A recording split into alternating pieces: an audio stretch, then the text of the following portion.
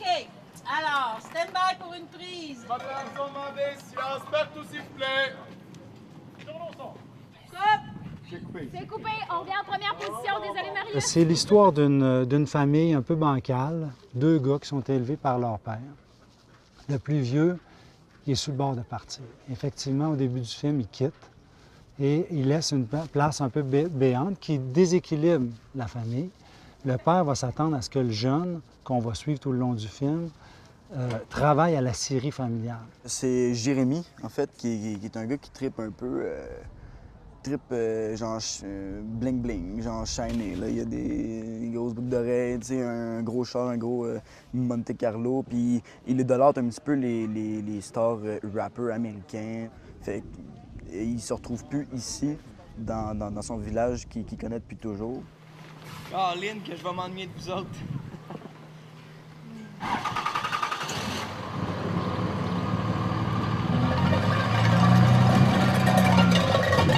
Pour moi, j'essaie de faire une discussion, d'offrir une discussion sur notre rapport à d'où on vient, notre fierté de notre provenance, puis notre manque de fierté de notre provenance.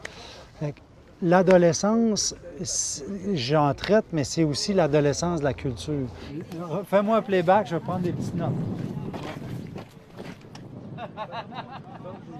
Ce qui fait que ça fonctionne, cette allégorie, c'est que si la culture québécoise est incarnée par le père dans ce film, l'adolescent, lui, la rejette. C'est une relation naturelle.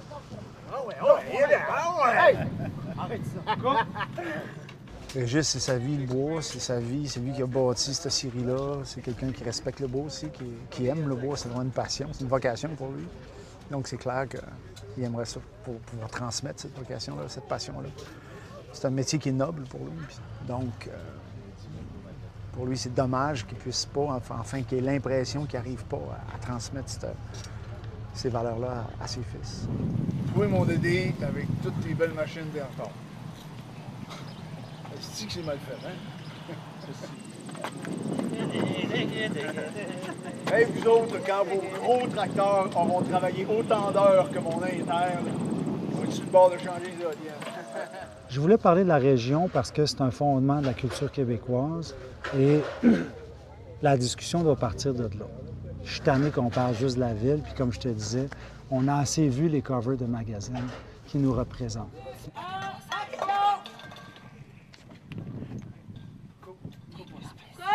Pour vouloir incarner quelque chose, on a besoin de se reconnaître. Alors, ça m'apparaît normal que les jeunes se tournent vers ce qu'on leur montre.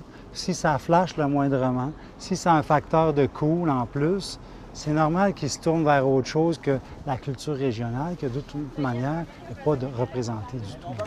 Bien, je ne sais pas, les régions sont peut-être, comme on dit, le canari dans la mine. Elles sont peut-être plus représentatives. C'est plus facile de discerner les impacts que les gens vivent, les influences. C'est peut-être plus simple, plus facile à voir. C'est une belle histoire. Un film de famille, un film de gars, un film de région, comme tu dis, mais c'est une porte ouverte. Là. Il y a encore... il laisse sur, bon, qu'est-ce qu'on fait maintenant?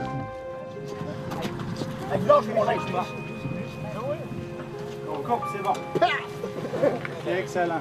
À ta mise. Ça marche très bien.